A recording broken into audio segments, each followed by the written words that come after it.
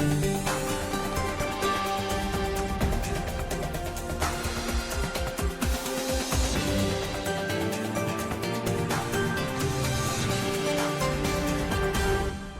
today's special edition of World Insight, a closer look at planet-friendly efforts to fuel post-pandemic recovery, what it means for global governance and green initiatives, with insights from leaders gathered at this year's International Finance Forum. We congratulate the AIIB.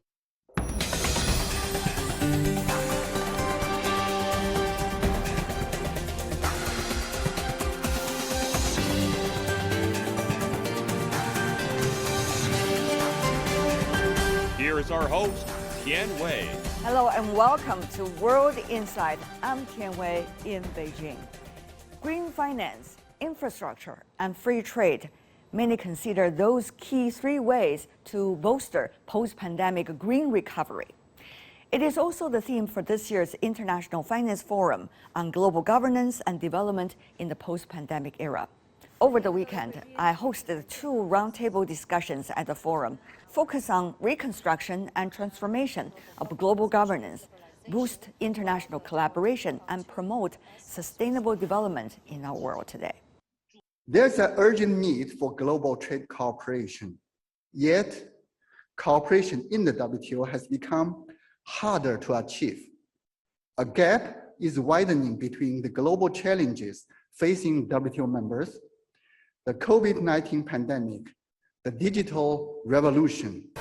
COVID-19 has given rise to a rethink of some of the BRI's key focus areas. Now, they are the Health Silk Road, the Digital Silk Road, and the Green Silk Road. I think the Green Belt and Road brings new life to the concept and should enable us to see past our geopolitical interests into a collaboration that will deliver great benefit for us all in time to come. First, green finance, which is considered as the fundamental cornerstone of the Green Belt and Road Initiative. It would improve the ecological environment while boosting the local economy and enhance sustainable development. So how to utilize multiple financial tools and transaction modes to leverage the financial sector, providing related supplies in line with BRI construction. Let's invite different views.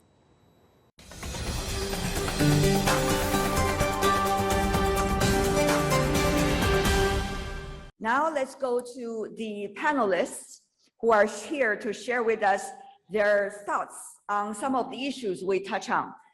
Green development, sustainable development, green finance, technological changes, ESGs, just to name a few. Madam Gloria Macapagal Arroyo, the IFF board member, former president of the Philippines, who's also the co-chair of Silk Road International Association. The BRI, also known as the 21st Century Silk Road, was unveiled in 2013. Then in June 2016, President Xi Jinping called for the Green Silk Road. It was proof of China's unwavering support for the Paris Agreement, which came into force November of that year. The following year at the Belt and Road Forum in May 2017, President Xi said, "We should pursue the new vision of green development and a way of life and work that is green, low carbon, circular, and sustainable." President Xi's words back then were an early and strong signal for a strong green belt and road. Today, it is framed by the world's slow recovery from the coronavirus pandemic. COVID-19 has given rise to a rethink of some of the BRI's key focus areas. Now, they are the Health Silk Road, the Digital Silk Road, and the Green Silk Road. Green finance is a fundamental cornerstone of the Green Silk Road.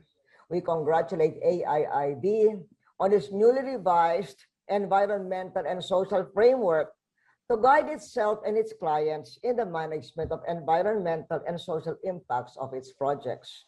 The revised framework has new measures to ESG approaches in capital markets operations.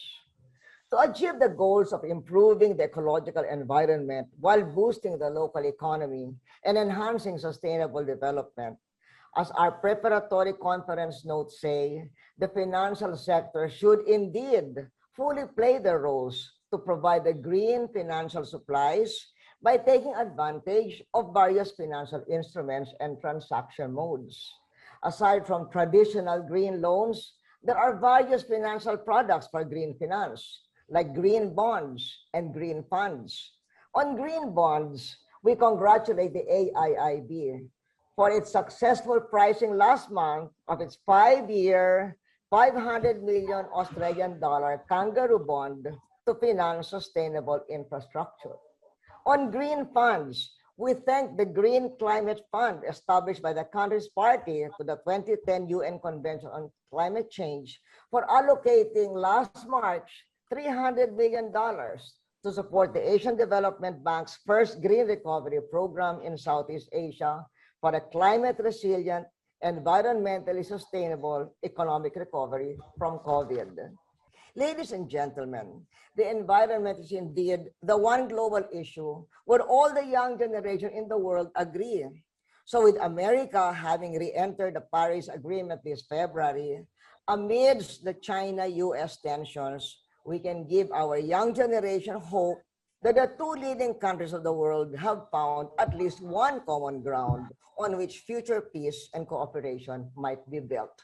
Next speaker, Madam Jenny Shipley, IFF board member, former Prime Minister of New Zealand, and co-chair of Silk Road International Association. We've chosen challenging and highly relevant topics, and the BRI, which is so well established, straddling 70 countries, is now moving into a new phase.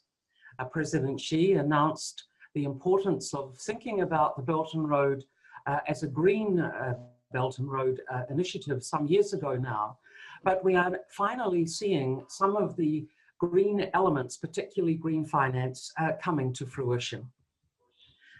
In my opinion, we have to move from this being a fringe idea to mainstream.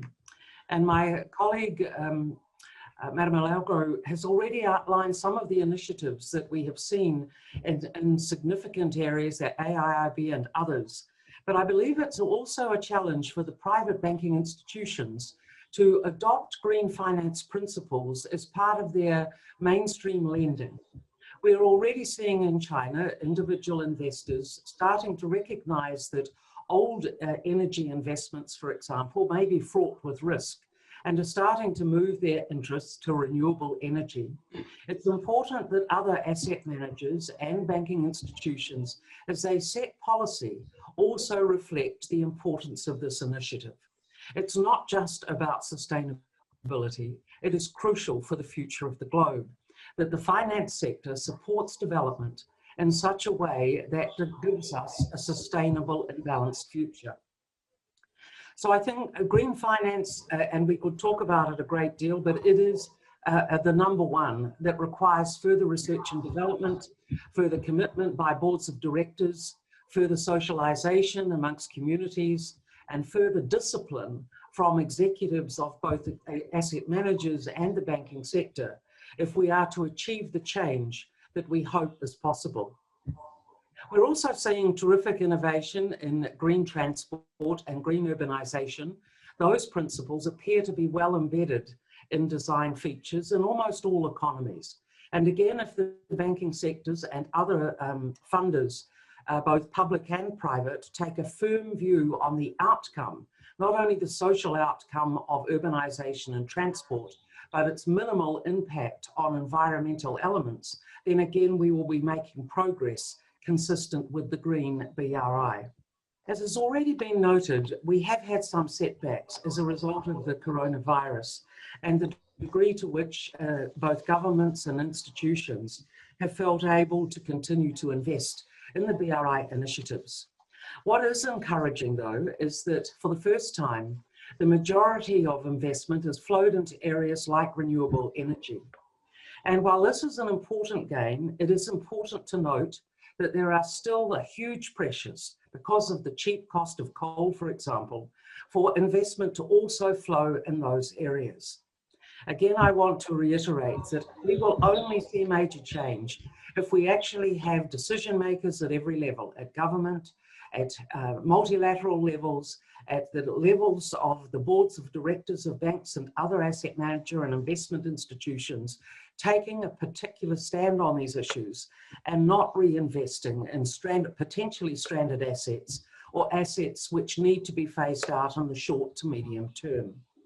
These are hard transitions and they're not always straightforward for every economy, but the Belt and Road has a unique ability to share knowledge, to collaborate across economies in order to achieve some of these outcomes. The Green Belt and Road is not just a cliche.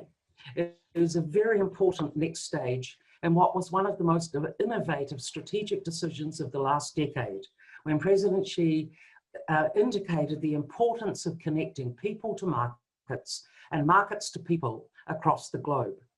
Reigniting the historic Silk Route was an inspired decision, and while it still faces geopolitical and other technical challenges, I think the Green Belt and Road brings new life to the concept and should enable us to see past our geopolitical interests into a collaboration that will deliver great benefit for us all in time to come.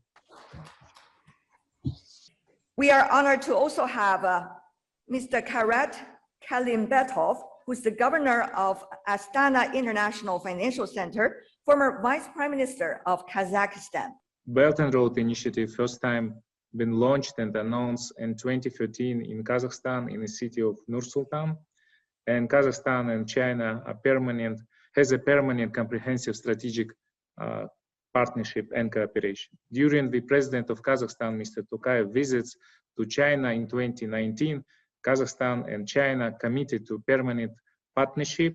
Despite the impact of the global pandemic in 2020, the permanent strategic partnership translates into real commercial and economic outcomes. Mutual trade constantly increased and to reach over $21 billion, placing China among Kazakhstan's top 3 trading partner.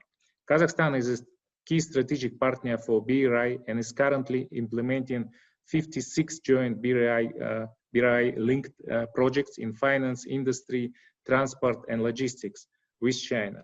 Kazakhstan plays a central role in developing land connectivity as 2 out of 6 BRI corridors pass through Kazakhstan. And since last year, Kazakhstan had several green bonds issuance, including the first ever green bonds issuance in Kazakhstan by SME Development Fund, followed by the Asian Development Bank green bonds issuance for 30 million. We understand that Kazakhstan's recent commitment to become carbon neutral by 2060 requires massive investment. Need for financing decarbonization until 2030 is estimated to be almost 4 times the country's GDP. Astana International Financial Center is a unique financial hub in the world located in the heart of Eurasia, in the capital of Kazakhstan, Nur-Sultan. Just recently, AFC has also been recognized as #1 in Eastern Europe and Central Asia, according to the Global Green Finance Index. I believe Astana International Financial Center could become an ideal platform for green the financial flows within BRI. Thank you very much. Alexandro Teixeira, who is the IFF board member, former Minister of Development, Industry and Foreign Trade with Brazil. He's also the former president of the World Association of Investment Promotions Agency. China is the first country in the world in terms of finance, green finance stock. For example, until 2020, more than 12 trillion RMB was put in finance green development in China. Okay, it's the second largest bond stocks. Okay, over 1,800 billion yuan. Around, if you're talking about, is over more than 150, almost 200 billion dollars. Okay, that's very important elements. So we need to speed up. And I want to bring here what I think it's important for our future. First, we need to better define the standards of a green financial system. Okay, what do you consider to be a green project? What you consider to be projects that are able to get finance? The second point is still supervise the carbon's emission and to change the metrics fast. I know that we need to go to a gradual changing, but needs to be faster. Third, we need to create incentives, fiscal incentives, monetary incentives, project level incentives for not just the companies, governments, but consumers to engage in this, because you need to create demand for that. The fourth, I think, is to build a more complete green financial system. We still are not completely, and one of my colleagues here just mentioned that we need to get the financial system to incorporate green finance as one of the main elements of the system. Today, we don't have that. We debate, we discuss, but we don't really incorporate. Okay? And finally, I believe that we need to strengthen international cooperation behind only the discussion. We need to have really serious and I would say practical cooperation. And to finalize my intervention, I feel Belt and Road Initiative is the place we can do that. It's the place we can do that because we have the leadership of China in terms of improving the energy matrix to have carbon emission reductions, the commitment that China has to the Paris Agreement. And again, all the Belt and Road Initiative members are very keen to have more projects and improving the projects in terms of green finance. And my last point is that we are in a changing, not just the pandemic, but we are living a new momentum in economic that some call fourth industrial revolution with new technologies, okay? And those new technologies, you are talking smart cities, we are talking about big data, we are talking about IoT. Those technologies, they need to go in a convergency with the green development, green finance, and green technology, because that's the only way we can save our planet. This needs to be clear in our minds. If we don't do something, we will lose what you have the most important, that is our natural resources and our biodiversity. So let's have the interactions among the speakers. How much do you see it is realistic to achieve what you all have been advocating, the green BRI with the green financing, given the complicated geopolitics and politics these days? The group who are determining the outcome of elections are increasingly that younger generation of voter, and they are disproportionately interested in meaningful policies. Now, I think we are not quite at the sophisticated financial instrument level of that's their understanding, but I don't think it's a huge impediment. Let me go now to the geopolitics. We all know that the biggest issue in geopolitics today is the tension between China and the United States. And I said in the conclusion of my main remarks that in the midst of these tensions, the one thing that all the young people agree on and that we can have hope for as a common ground between China and the US is, in fact, the environment, especially now that the US has rejoined the Paris Agreement. So I think that both geopolitics and national politics will lead to more green development and more green finance. For Kazakhstan, we export our production mostly to European Union and China. And I think in European Union Green Deal is also shows that the general understanding that the requirements towards importing production would be huge, and this is necessary for Kazakhstan also to be part of these commitments. And Kazakhstan joined to Paris Agreement on climate change, and I think that this is our carbon neutrality till 2030 commitment is a part of the kind of geopolitical agenda from one side. From the other side, the internal commitment, especially the young generation since millennials, the request to the improving the requirement is huge. And that's why we have a national consensus about long-term strategy till 2050, that we have to focus on greening our economy, and all government's programs are focusing on building the green economy in Kazakhstan.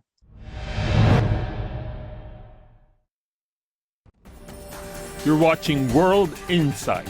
Coming up, pump priming with a big push for digital and physical infrastructure, the engine for trade and growth. Words of wisdom from the WTO Director General and the International Finance Forum after the break. There's an urgent need for global trade cooperation. Yet, cooperation in the WTO has become harder to achieve. This is World Insight. I'm Tian Wei. Infrastructure development and connectivity in promoting free trade all play important roles in post-pandemic recovery. They cover various topics.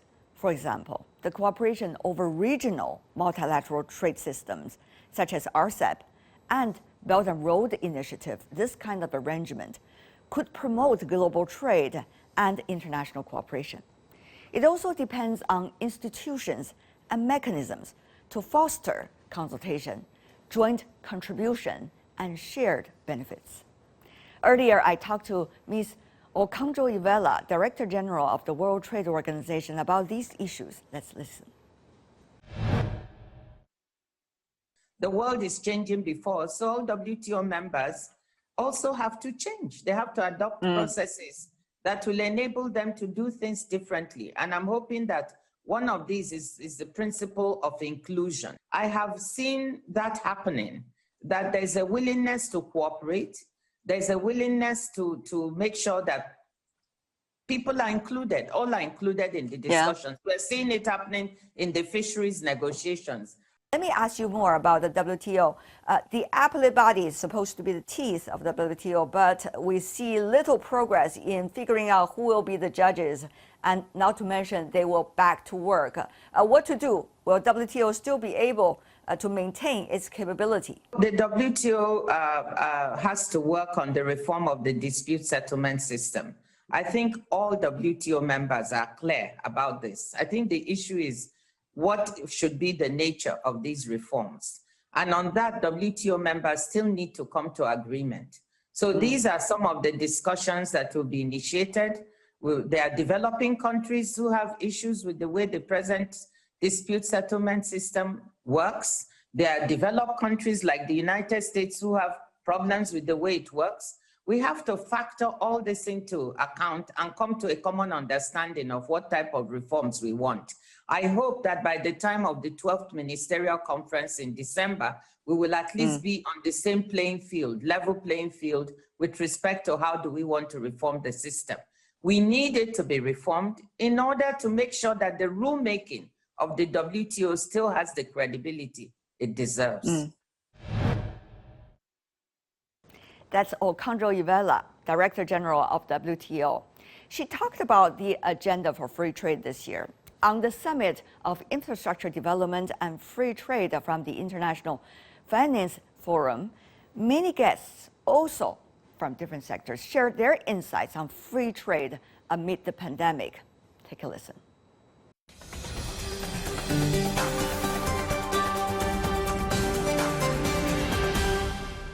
尊敬的各位贵宾、女士们、先生们、各位朋友们， Ladies and gentlemen, I would like to welcome all of you to come back to the online and offline meeting. IFF Spring Meeting for the year 2021.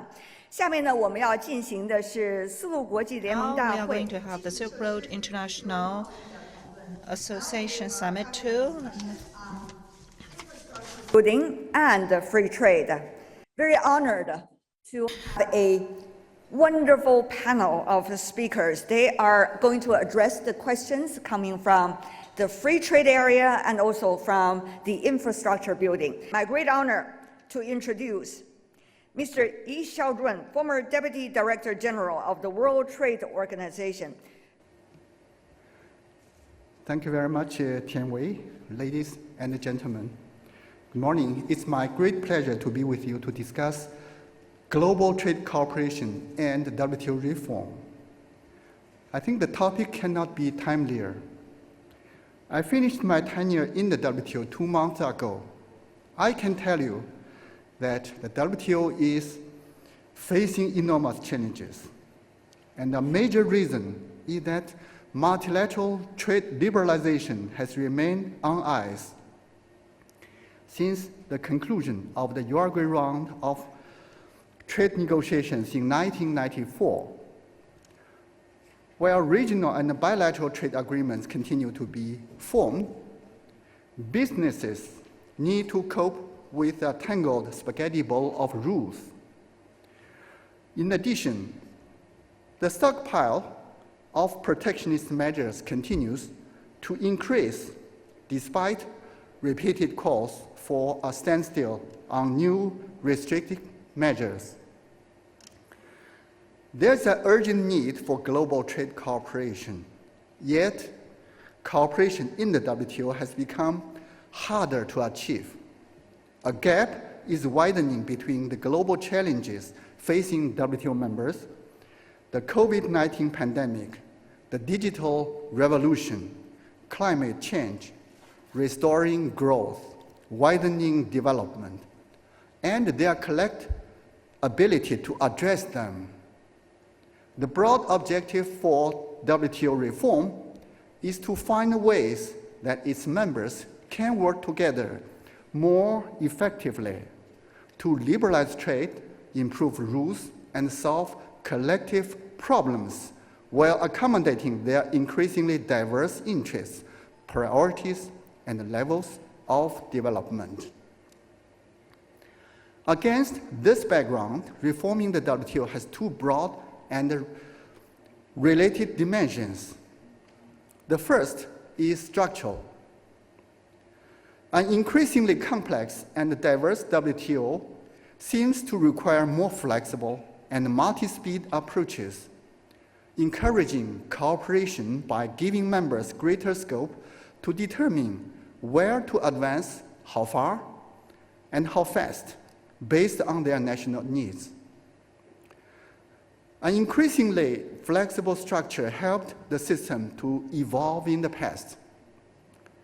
Since today's WTO covers far more members and issues, and because the global economy has dramatically changed, exploring more modern, effective, and appropriate levels of flexibility makes sense. The second dimension is political.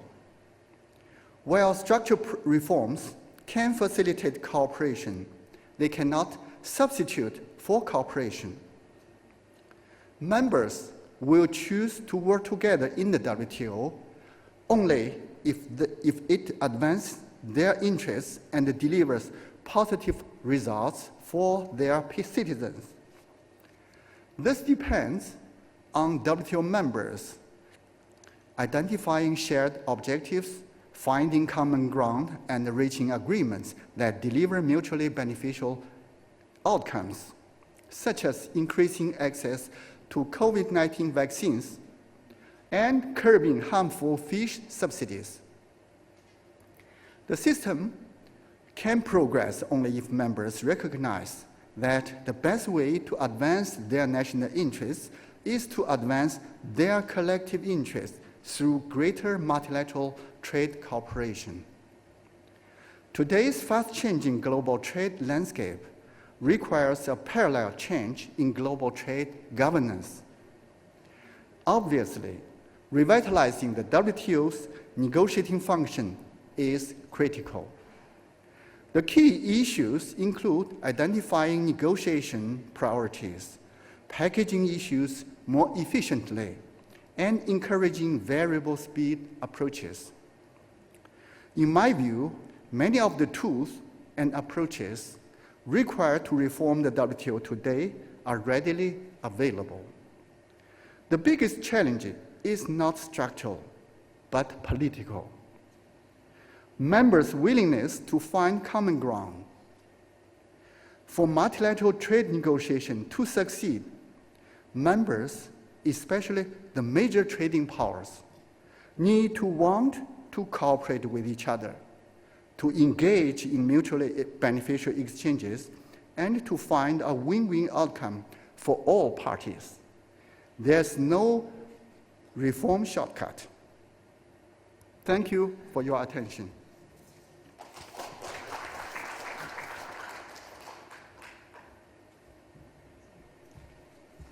非常感谢世界贸易组织 Thank you. 副总干事易小准先生 Former Deputy Director General of WTO, Mr. Yi, for your speech. Mr. Yi, you are a real advocate for free trade, even coming back from the front line of the global trade governance place that's like the WTO. Now, shall we welcome IFF Vice President, former Secretary of Economy and Finance of Macau Special Administrative Region. 有请梁先生。 Now the floor is yours. 谢谢田伟。 Thank you, Tian Wei. Dear guests, dear friends, good morning. Today, I want to share with you that from my personal perspective, some of the development potentials for Greater Bay Area, especially when it comes to the global governance, what the area can play a role. Well, we have COVID-19 and some other issues, and with that we're faced with multiple challenges. But we hear louder and louder appealing for international collaboration. The development and progress of BRI has played a big role, and President Xi in Boao summit last month in the opening ceremony mentioned that the ultimate purpose is development and it's about win-win results, and also BRI is about conveying messages, so that is a great path for people to make joint progress in the future. Under this global framework, we can see the importance of the whole world working with each other, and in the future, in the areas of finance and medical, we need to work with each other so as to come up with an open and win-win global governing system, so that it will accelerate the development of the world economy. Countries are different in terms of economic development, and also they're different in their system. How do we have differentiated development in the infrastructure area and also health, environmental production, etc.? How do we break the barriers? How do we explore patterns for development? How do we have innovation? We need a system that is reasonable and operable, and Greater Bay Area could be a good example in terms of innovation. Specifically, we have to explore how the China efficiency, the China speed can be integrated with international standards or rules so as to promote the development of regional economic development. And the Greater Bay Area have 56,000 square meters, and also we have a large population, and economic aggregate exceeded 11 trillion RMB by last year.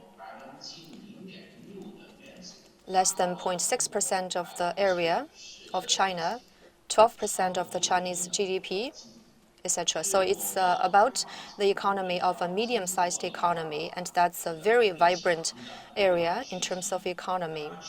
Greater Bay Area is about one country, two systems, and that is unprecedented pilot under this one country, two system. As you said, Mr. Liang, that only with 0.6% of the area and yet contributing to 12% of the GDP, that's really amazing about the Greater Bay Area. How to translate efficiency and speed of China into the best practices with international standards. That is going to be a wonderful issue facing the Greater Bay Area, and using that as a jumping space to the rest of the world. 非常感谢. Now let's move on to our next speaker. 接下来让我们有请 Mr. Chen Xiaohua, Chairman of China Gezhouba Group Corporation. I am very thankful that IF has invited me to be part of this meeting. I am so happy to gather together with you for this Silk Road International Association Summit, so we can talk about infrastructure and free trade. I will touch upon two aspects. First of all, a brief intro about my company, and secondly, when it comes to improving global governance and trade liberalization, what are the things that we need to consider? China Gezhouba was established in 1907. We were known as the first dam, and that's where we got our name. And also, we were very established for the Three Gorges Dam project, so that we have been known around the world. After 51 years of development, right now, we are a very comprehensive company, having business in cement and roads, water-related equipment manufacturing, financial and trade-related businesses. We are a very integrated international company. And we have dual drivers, dual markets, including Chinese and international markets. We have manufacturing, we have trade financing. We have a very diversified business portfolio. In 1997, as the first power-related company, we were listed in Shanghai stock market, and we were one of the most competitive public company in China. And also, we were a core company in the energy sector. And very early, we started to go global. After 40 years of international exploration, Gezhouba has realized a lot of progress, starting from scratch to where we are, starting from being a follower to where now we're a leader. Now we have three international business platforms, one about international engineering business. Another is overseas investment company, which specializes in overseas infrastructure investment. And the third one is international trade company, specializing in international trade-related businesses. Belt and Road Initiative has been there for 8 years. Infrastructure development, free trade, as key pillars for Belt and Road have been developing very fast.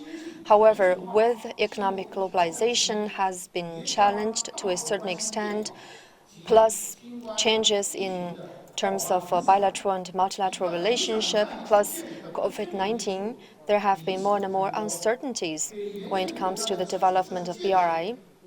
And also with that, infrastructure development and free trade have been negatively affected. A lot of challenges in post-pandemic era, how countries balance opportunities and challenges and develop in a sustainable way infrastructure so as to promote trade and investment liberalization, as well as promoting sustained and high-quality development of BRI.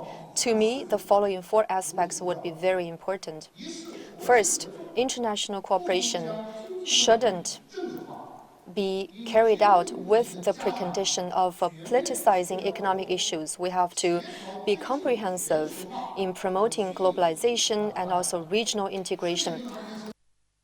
The World Bank estimates that after the COVID-19 crisis, the global economy would be in a K-shape recovery.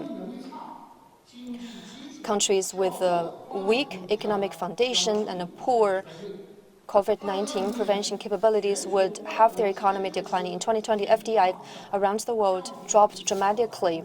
We're talking about 42% of declining rate. And this year, we will continue to see weak momentum in this regard. In addition, unilateralism, hegemonism, trade protectionism, etc. are on the rise. Anti-globalization mindset has been adopted by many countries, and in some countries they politicize economic issues and they intervene the implementation of cooperation mechanism, and with that global economy is even shadowed more. Thank you so much for your contribution to the panel. 谢谢各位，回见。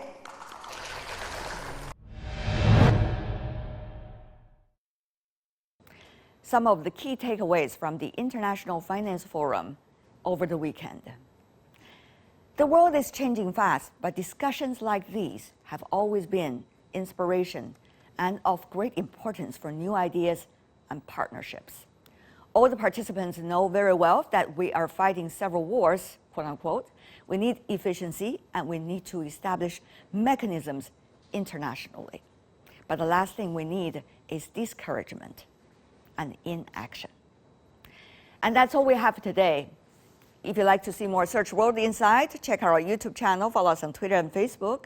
I'm Tian Wei on behalf of the team. Thanks for watching. Bye for now.